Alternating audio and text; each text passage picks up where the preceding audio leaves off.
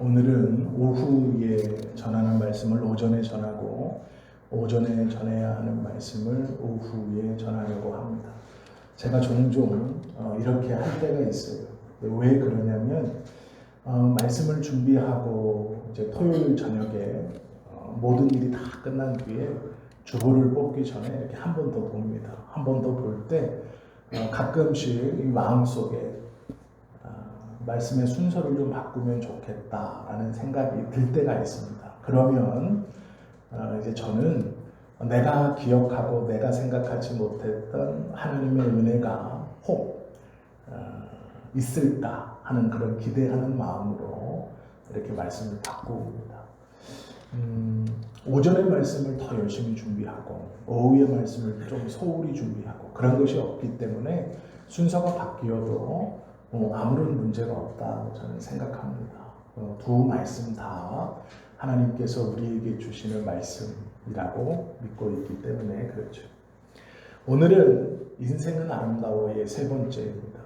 다니엘서 강의 14번째이고 그중 인생은 아름답다라는 주제 중에 세 번째 마지막 깨닫는 인생이라는 말씀입니다. 얼마 전에 강수지 씨가 TV에 나와서 한 인터뷰를 우연히 쇼츠를 통해 보았습니다. 강수지 씨가 누군지 아시죠? 보랏빛 사랑이라는 노래를 불러서 저희 세대에 굉장히 인기가 좋았던 그런 여성 가수입니다. 이분이 나와서 뭐라 그러냐면요. 자기가 20대 때 결혼을 했었는데 언론에는 잘 나오지 않았지만 이혼을 하셨던 것 같습니다. 그래서 그때는 서툴렀고 철이 없었습니다. 그러면서 결혼 생활이 굉장히 힘들고 아팠답니다. 그래서 얼마 지나지 않아 이혼을 하고 연예계에서 은퇴를 그 이후로 했었다고 합니다. 그리고 나서 얼마 전에 TV에 나왔을 때 이제 나이 50이 되어서 이제 나오신 거예요. 뭐라 그러냐면 50대가 결혼하기 딱 좋은 나이입니다. 이렇게 인터뷰하셨어요. 왜 그랬냐라고 이렇게 계속 보니까 재혼을 하셨어요.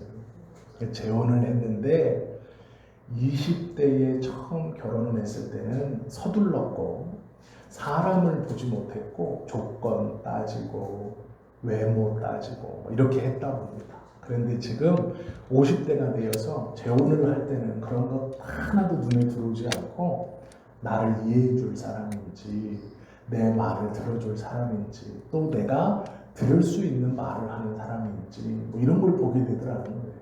그래서 결론이 50대가 결혼하기 딱 좋은 나이인 것 같습니다. 이렇게 인터뷰하시더라고요. 물론 50이 결혼하기 딱 좋은 나이는 아닐 수 있습니다. 그런데 20대 때 생각해보지 못했고 바라보지 못했던 어떤 일을 50대에 바라보게 되었고 조금 더 바른 선택을 함으로 삶이 조금 달라졌다 이렇게 말하는 것이겠죠. 우리가 말씀을 듣는 여러 이유 중에 하나가 이것입니다. 그게 무엇이냐면요. 한 사람이 다 살아볼 수 없는 삶의 고비고비마다 선택해야 되고 일어나는 일을 말씀을 통해서 미리 깨닫는다는 것이죠. 그래서 어리석은 선택을 굳이 경험해 보지 않고 말씀을 통해 깨달아 그 어리석은 선택을 멀리하고 말씀을 통해 지혜로운 선택을 함으로 우리의 삶이 후회 없고 되돌아갈 수 없는 삶을 좀 잘 살기를 원하는 그러한 은혜와 도움을 받을 수 있는 것이 말씀, 즉 설교의 장점 중 하나입니다. 교회 사역에서 말씀이라는 것은 두말할 것도 없이 굉장히 중요하죠. 오늘 우리는 우리의 삶을 아름답게 말할 수 있고 고백할 수 있는 세 번째 시간을 좀 가지려고 합니다. 첫 번째 시간은 찬송의 깊이였습니다. 인생을 아름답게 하는 것, 그것은 찬송이 우리의 삶에 있기 때문입니다. 먼저는 아무런 일이 일어나지 않는 보통의 날, 찬송하는 것, 그리고 기쁨의 날 찬송하는 것, 그리고 그 정점은 고난의 날 찬송하는 것. 이 찬송이 믿음의 사람에게 있으므로 그의 인생이 하나님 앞에 아름다웠다라고 말할 수 있는 것. 첫 번째, 찬송이 있는 삶이었습니다. 두 번째는 한계를 인정하는 삶입니다. 하나님 앞에 나의 낮음을 알고 하나님의 높으심을 알고 나의 한계를 알고 그 한계가 없으신 하나님 앞에 간구하고 의지할 수 있을 때 우리의 삶이 아름다웠다, 이렇게 말할 수 있다라는 것이죠. 오늘은 깨달음이 있는 삶이 아름다운 삶이다라는 것입니다. 깨달음이 없으면 인생은 추락하게 되어 있습니다. 27절에 보면 명확히 기록하고 있죠. 그런즉 왕이여 내가 아뢰는 것을 받으시고. 지금 느부갓네살 왕에게 다니엘이 제 말을 귀 기울여 주십시오 라고 부탁하는 거예요. 그러면 무엇을 부탁하고 있느냐? 공의를 행함으로 죄를 사하고 가난한 자를 긍휼히 여김으로 죄악을 사하소서. 그리하시면 왕의 평안함이 혹시 장구하리이다 하리라. 왕이여 이 말을 들으십시오. 돌이키십시오. 죄와 죄악을 사해야 합니다. 그러기 위해서 깨달으십시오 라고 말하죠. 26절에 보시면 또 그들이 그 나무 뿌리에 그루터기를 남겨두라 하였으니 즉 하나님이 다스리시는 줄을 왕이 깨달은 후에야 왕의 나라가 경고하리이다 라고 말합니다. 다니엘이 느부갓네살에게 말합니다. 간구합니다. 깨달으십시오. 무엇을 깨달아야 하는가? 느부갓네살 왕은 바벨론의 왕입니다. 제국의 왕이고 가장 넓은 영토와 가장 많은 부를, 권력을 소유한 사람입니다. 현재 그의 위치는 세상에 존재하는 어떤 누구도 따라올 수 없는 권력을 가지고 있는 사람입니다. 그런데 모든 것을 다 가지고 누리고 행하고 있는 이 느부갓네살 왕에게 포로로 끌려온 소년이 뭐라고 얘기하냐면 깨달으셔야 합니다 라고 권면하고 있죠. 다니엘의 말을 요약하면, 지금 말로 바꾸면 이렇게 말하면 이해가 잘 될 겁니다. 왕이여 하나님이 기회를 주신 겁니다. 꿈으로 기회를 주신 겁니다. 하나님이 왕이 돌아서기를 원합니다. 왕은 존귀한 자입니다. 왕은 많은 권력을 가지고 있는 사람입니다. 그러기에 깨달으셔야 합니다. 왕은 평범한 사람이 아니기에 깨달으셔야 합니다. 라고 권면하고 있는 것이죠. 그렇게 깨달으면 왕의 날이 평안할 것입니다. 그런데 문제는 느부갓네살 왕은 깨닫지 못했습니다. 꿈으로도 직접적인 경험을 통해서도 하나님의 경고와 음성을 들었지만 그는 깨닫지 못했습니다. 깨닫지 못한 느부갓네살 왕이 어떻게 되느냐? 정신 착락 증세로 들에서 7년간 짐승처럼 지냅니다. 그리고 잠시 정신이 돌아오지만 그는 그대로 파멸하고 맙니다. 깨닫지 못하면 왜 삶이 망가지기 시작하고 가라앉기 시작하는가? 그 이유는 너무도 뻔합니다. 왜 그러냐면 깨닫지 못하면 그 자리에 교만이 들어오기 때문에 그렇습니다. 깨우치지 못하면 그 마음속 틈새로 교만이 파고듭니다. 깨달음만 있으면 높아져도 문제없습니다. 그러나 깨달음이 없으면 계급장이 높아지면 그 계급장이 자기라고 생각합니다. 뉴스를 보다가 깜짝 놀란 것이 있습니다.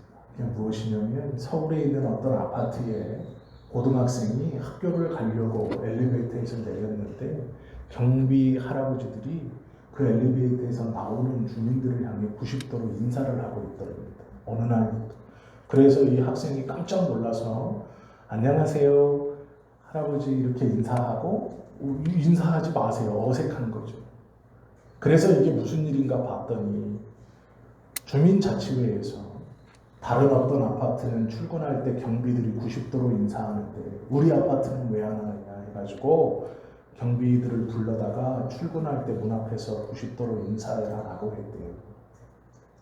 그래서 부끄럽다고 이 고등학교 여자아이가 대자보를 써서 A4 용지에 얼마나 부끄럽고 창피하고 낯뜨겁고 뭐 이런 얘기를 써가지고 엘리베이터에 붙여놨어요. 그걸 찍어가지고 SNS에 공유를 시킨 거예요. 아파트에 살면 그 아파트에 산다는 것이 자기인 줄 압니다. 그게 자기의 계급이 되고 그게 자기가 높아졌다고 생각하는 돈이 자기라고 생각하고 권력이 자기라고 생각합니다. 넓은 아파트의 평수가 사람을 가르는 자기 그리고 또 다른 것이라고 생각하는 것이죠. 지위가 높아져서 무너지는 것이 아니라 깨닫지 못하여 높아지는 것입니다. 깨닫지 못하면 그 자리에 교만함이 들어오고 교만하면 그는 필히 무너지게 되어 있습니다. 소중한 것이 곁에 있지만 소중한 것을 소중하다고 생각하지 못합니다. 신학교에 가면 여러 사건과 경로를 통해 목회자가 되려고 하는 사람들이 모여듭니다. 그 중에 한 분이 계셨습니다. 건설업을 해서 돈을 엄청나게 버신 분입니다. 저와 한 10살 정도 그 당시에 차이가 났었는데요. 그분의 말로 하루에 1억씩 벌었다. 잘 될 때는 하루에 1억씩 벌었다. 돈이 무서운 줄 몰랐답니다. 건설을 시작하고 나서 경기의 호황을 타고 하루에 1억씩 벌어들이는 이 30대의 후반 40대 초반의 이분이 무서울 게 없었대요. 세상 모두가 다 발 아래에 있는 것처럼 느껴졌답니다. 그리고 자기 마음대로 살았대요. 그런데 이런 삶의 이야기들이 대부분 어떻습니까? 거의 10중 8구는 어떤 사건을 경험해 땡전 한 푼 못 건지고 망했습니다. 뭐 이런 이야기죠. 그 자기 얘기를 막 하는 거예요. 건설업을 해가지고 돈을 많이 벌었습니다. 그 얘기를 듣고 있는데 불안한 거예요. 결국 얘기는 땡전 한 푼 없이 망해가지고 신학교에 왔다. 간증의 끝 이겁니다. 제가 짐작을 했어요. 미리 중간까지 듣고 그랬는데 말이 조금 달라요. 망했습니다. 쫄딱 망했습니다. 이제 거기까지는 맞아. 그런데 이분이 그 망하는 것을 통해 깨닫게 되었습니다. 돈이 전부가 아니구나. 내가 믿었던 사람들이 떠나는 것을 보고 내게 힘이 될 거라고 생각했던 그렇게 친한 것처럼 굴었던 사람들이 친구들이 떠나는 것을 보고 나를 믿어줄 거라고 기회를 줄 거라고 생각했던 사람들이 외면하는 것을 보고 뭔가 잘못됐다라고 느꼈고 결국에는 하나님 앞에 어떻게 이 위기를 극복해야 합니까? 라고 나아가 기도하다가 지금은 하나님의 은혜로 다시 일어나서 돈을 잘 벌고 있습니다. 그런데 저에게 꿈이 생겨 불신자들만 전도하고 함께 신앙생활할 수 있는 교회를 평택에 세우고 싶습니다. 그래서 신학교에 왔습니다. 여전히 돈을 잘 벌고 계신 거예요. 일어났어요. 예전에도 돈을 잘 벌었고 지금도 잘 벌고 있습니다. 그런데 놀라운 것은 그것을 통해 깨닫고 바뀌어 돈을 잘 벌지만 예전에 벌던 것과 지금에 벌던 것은 다른 벌음이 된 것이죠. 예전의 삶이 얼마나 엉망이었는지 어머님이 자기 아들 망하게 해달라고 기도하셨을 정도예요. 부모가 하나님 내 아들 저 사업 망하게 해주십시오 이렇게 기도하셨었대요. 어떻게 살았는지 짐작이 되죠. 그 사람이 깨달음을 얻어 변화되어 지금 고덕 어디에 교회를 개척하셨어요. 그래서 목회를 하고 계세요. 깨달음이 없으면 성장과 교만이 비례해서 자랍니다. 깨달음이 없으면 성장하는 만큼 교만해집니다. 그러기에 결국 무너질 수밖에 없습니다. 깨달음이 있으면 성장과 교만은 반비례합니다. 성장할수록 겸손해지고 성장할수록 다른 사람을 존중히 여길 수 있게 됩니다. 깨우침이 있으면 깨어날 수 있기에 인생이 아름답다라고 말할 수 있습니다. 26절에 보시면 그 나무를 다 베어내지만 그루터기를 남겨두었다라고 말하죠. 하나님의 사람들이 와서 거목을 베어냅니다. 그런데 뿌리까지 다 베어낸 것이 아니고 땅과 뿌리가 있는 그 그루터기를 남겨둡니다. 기회를 준다는 거예요. 끝난 것은 아니다. 기회를 주겠다라는 것이죠.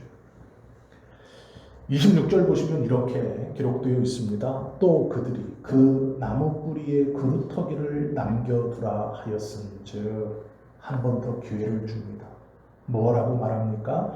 하나님이 다스리시는 줄을 왕이 깨달은 후에야 왕의 나라가 견고하리이다.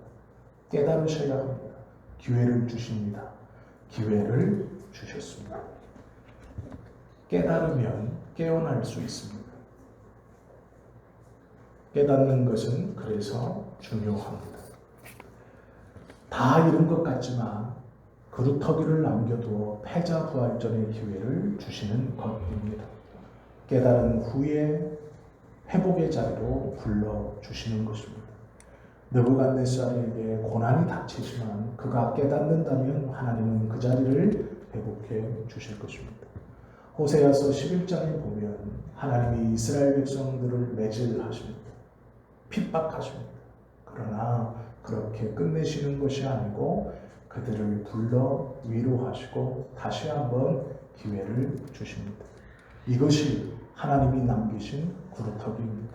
우리 모두에게도 하나님의 고난을 경험하고 있는 것 같으나 하나님은 그루터기를 남기시고 우리가 깨닫고 겸손하게 하나님 앞에 서기를 원하고 계십니다. 계시록에도 보면 하나님은 다 쓸어버리지 않고 계속해서 남은 자들을 남기십니다. 기회를 허락해 주시는 것이죠. 깨어나기 위해서 깨달아야 합니다. 그 방법이 무엇입니까? 하나님의 주권을 인정해야 합니다. 하나님이 통치자라는 것, 하나님이 주인이시라는 것, 나의 주인도 우리의 주인도 하나님이시다라는 것이죠. 26절을 보면 깨달은 후에야 왕의 나라가 견고히 서리라. 바벨론은 느부갓네살 겁니다. 하나님 거라고 말하지 않아요. 내 거다. 그런데 깨달아야 그 나라가 유지됩니다. 네 거지만, 그래 네 거라고 말하니 네 거지만 깨닫지 못하면 망한다라는 것이죠. 스튜어트 올리오트라는 신학자가 있습니다. 이분이 자신의 책에서 이런 말을 했어요. 어떤 부분에서 가장 낮아진 자리가 가장 높이 계신 하나님을 향하여 절실하게 호소할 수 있는 장소이기에 때로 하나님은 우리를 낮추셔서 하나님에게 이야기하고 호소할 수 있도록 하신다. 그러므로 낮은 자리는 하나님이 주시는 최고의 자비의 자리이다 라고 말했어요. 말이 어려운 것 같지만 어려운 말 아닙니다.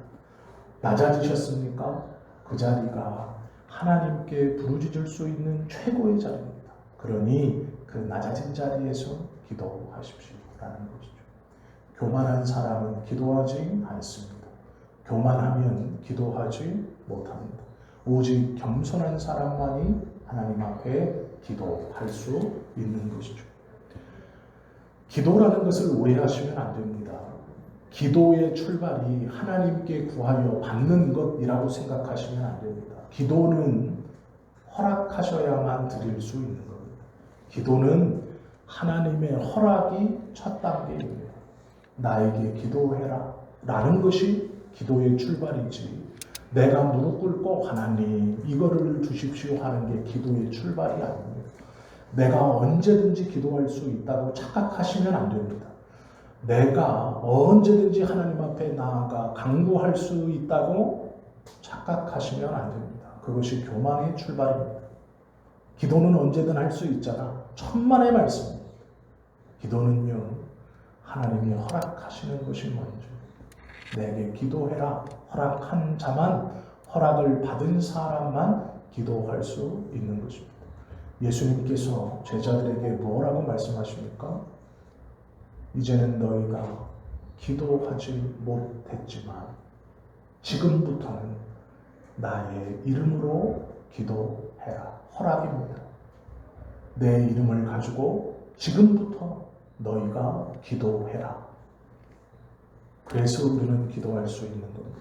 예수님의 이름을 붙들고 기도할 수 있는 것은 하나님의 허락이 우리에게 있었기 때문입니다. 내가 언제든 무엇이든지 구하면 하나님은 다 주시겠지? 아니요. 허락받지 아니한 자는 간구하거나 기도할 수 없습니다. 즉 교만한 자는 하나님의 허락을 얻지 못합니다. 겸손한 자만이 예수님의 이름으로 하나님의 허락을 받은 그 허락으로 기도할 수 있는 것이죠. 그러기에 깨달은 사람이 깨어날 수 있고 깨어날 수 있는 방법은 하나님의 주권인 기도할 수 있는 허락을 받았다라는 것을 알고 하나님 앞에 기도하는 것입니다. 그것밖에 다른 방법은 없습니다. 느부갓네살이 4장 30절과 34절, 35절에서 하는 말을 다 들어보십시오. 28절은 이렇게 말하죠. 이 모든 일이 다 나 느부갓네살 왕에게 임하였느니라. 자기가 자기 보고 얘기하는 거예요. 이 모든 일이 나 느부갓네살 왕에게. 34절부터 35절은 이렇게 말하죠. 그 기한이 참에 나 느부갓네살이 하늘을 우러러 보았더니. 재밌는 통계가 있습니다. 이 정상인은 36마디마다 자기를 지칭한다고 합니다. 나라는 말을 하거나 제가요, 저요, 내가요 이런 말을 36마디를 대화할 때 한 번씩 한다고 합니다. 이게 정상인입니다. 36마디. 그런데 비정상인은 12마디마다 말한다고 합니다. 12마디. 3배가 차이나요. 비정상인이 나쁘냐? 제가 그런 말을 드리는 게 아니고요. 이게 사회학적 통계입니다. 말을 할 때 정상인이 아닌 비정상인의 대화에서 12마디마다 나라는 얘기가 나오고 정상인들은 36마디마다 나를 지칭한다고 합니다. 그것으로 보면 느부갓네살은 2마디, 3마디마다 자기를 얘기하고 있습니다. 그의 고백이 이렇죠. 32절부터 35절까지 내가 사람에게 쫓겨나서 들짐승과 함께 살면서 소처럼 풀을 먹을 것이요 이와 같이 7대를 지내서 지극히 높으신 이가 사람의 나라를 다스리시며 자기의 뜻대로 그것을 누구에게든지 주시는 줄을 알기까지 이르리라 하더라. 바로 그때의 이 일이 나 느부갓네살에게 응함으로 내가 사람에게 쫓겨나서 소처럼 풀을 먹으며 몸이 하늘 이슬에 젖고 머리털이 독수리 털과 같이 자랐고 손톱은 새 발톱과 같이 되었느니라. 그 기한이 참에 나 느부갓네살이 하늘을 우러러 보았더니 내 총명이 다시 내게로 돌아온지라. 이는 내가 지극히 높으신 이에게 감사하며 영생하시는 이를 찬양하고 경배하였나니 그 권세는 영원한 권세요 그 나라는 대대에 이르리로다. 땅의 모든 사람들을 없는 것 같이 여기시며 하늘의 군대에게든지 땅의 사람에게든지 그는 자기 뜻대로 행하시나니 그의 손을 금하든지 혹시 이르기를 내가 무엇을 하느냐고 할 자가 아무도 없더라. 그때에 내 총명이 내게로 돌아왔고 또 내 나라의 영광에 대하여도 내 위엄과 광명이 내게로 돌아왔고 또 나의 모사들과 관원들이 내게 찾아오니 내가 내 나라에서 다시 세움을 받고 또 지극한 위세가 내게 더하였더라. 그 뒤에는 그러므로 지금 나 느부갓네살은 하늘의 왕을 찬양하고 칭송하며 경배하노니 그의 일이 다 진실하고 그의 행하심이 의로우심으로 교만하게 행하는 자를 그가 능히 낮추심이라. 이 고백이 놀랍지만 이게 무슨 얘기인 줄 아십니까? 쉽게 설명하면 7년 동안 정신이 나가서 들에서 소처럼 풀을 뜯어먹고 들판에 누워 이슬을 맞고 하늘을 이불 삼아 땅을 요 삼아 이렇게 살았다는 얘기입니다. 7년이 지나 어느 날 기한이 차 하늘을 문득 보는데 정신이 돌아왔습니다. 왕이 정신이 돌아왔다는 얘기를 듣고 신하들이 모여서 이 왕을 다시 왕궁으로 모셨습니다. 그때 느부갓네살이 고백하는 겁니다. 하나님을 찬송하라. 그는 높으시다. 그의 영광은 한이 없으시다.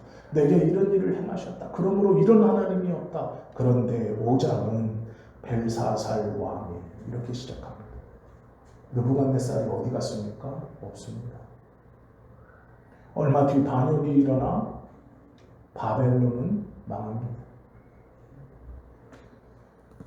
이 말이 무슨 얘기냐면 고난을 경험하고도 그가 겉으로는 하나님을 찬양하고 있지만 속으로는 이 모든 것이 내 것이고 즉 나의 나라를 지키기 위해 고난을 경험했기 때문에 겉으로는 하나님을 이야기하지만 속으로는 여전히 자신으로 꽉 차 있습니다.